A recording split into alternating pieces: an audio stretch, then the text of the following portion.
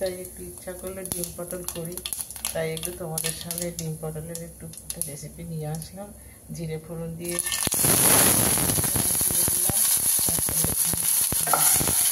একটু লঙ্কা গুঁড়ো, জিরে গুঁড়ো, হলুদ গুঁড়ো দিয়ে দিলাম, দিয়ে এটাকে একটু কষিয়ে নিলাম।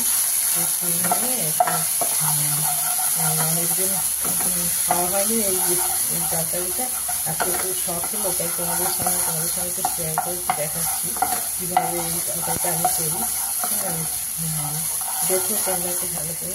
আমি ডিম পটল আলু পটল ভেজে রেখে দিয়েছিলাম, এটা এর মধ্যে দিয়ে দিলাম, দিয়ে একটু নাড়াচাড়া করে নিলাম। নাড়াচাড়া করে হয়ে গেল, নাড়াচাড়া হয়ে গেলে একটু খটখটেটা একটু খটখট তরকারি আছে, তো খুব ভালো লাগে খেতে।